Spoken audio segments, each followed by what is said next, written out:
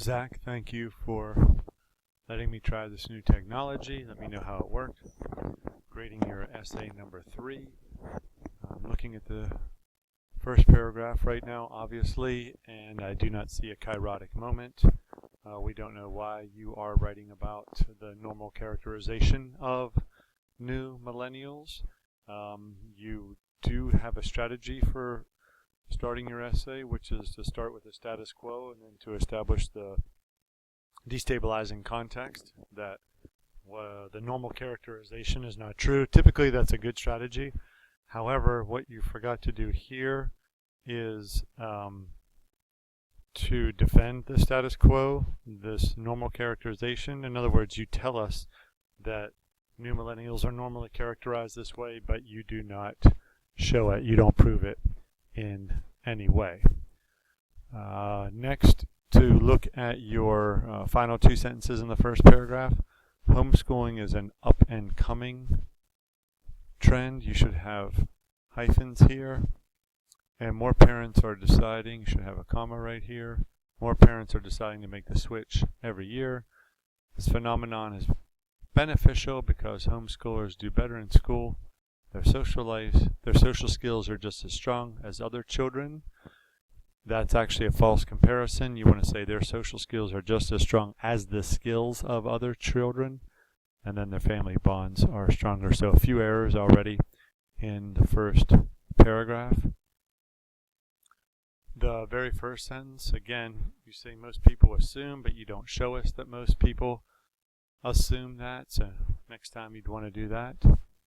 After that, you do make the case that homeschoolers achieve higher academically than their counterparts in the public schools. You use hard evidence to support that claim, so that you do illustrate your claim in that paragraph. Next paragraph, this is a good arrangement because this is more up for debate, the issue of socialization. One question about a source is when you have Larry Shires, who holds a PhD in counseling. He performed a study of a grammar error there, but also we want to know, is he already in the homeschooling camp? What led him to this study? How objective a source is he, in other words? Other than that, it seems like it would be a good source. And you have this claim here, 3 sentences from the bottom. Socialization, right here, of homeschoolers is no longer an issue because parents ensure their kids get involved. How do you know that? What's your evidence for that? That parents are doing different behavior than they used to. They are.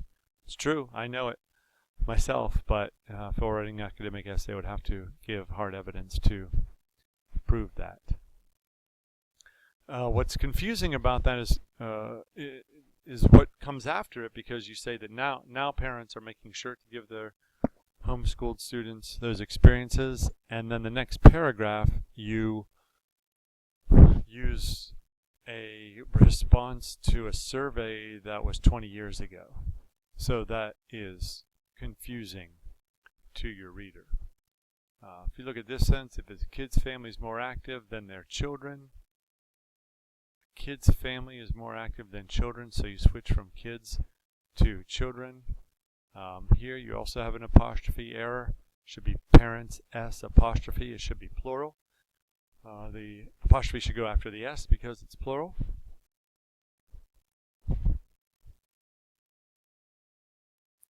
You made a claim that homeschool children are more likely to be politically active. Again, it would just help if you had a more updated source than 1996. Next paragraph, your second sentence says, some readers may challenge my view by asserting that homeschoolers don't excel academically. Next time, let's hear from one of those objectors. Let's hear it from the horse's mouth instead of you speaking for them, and then you would give your counterclaim, and your counterclaim is fine. Here you use this 2003, 129 National Merit Scholars. It's pretty impressive. And then you have this survey from Dr. Knowles. Again, it'd be nice to know when that survey was taken. Concluding paragraph, always difficult. Not much, you don't offer much here, as you can see. One word that you use that's very confusing for your reader is in the second sentence. It says, this trend is increasing at an alarming rate. After you've told us all the great benefits of homeschooling, now you tell us that it's alarming that people are doing it. So quite confusing. So definitely the weakest part of an otherwise solid essay is the concluding paragraph. Hope you enjoyed this way of listening to me think about and read your essay. You can let me know in class if you prefer it this way, or type comments. Thanks for your patience.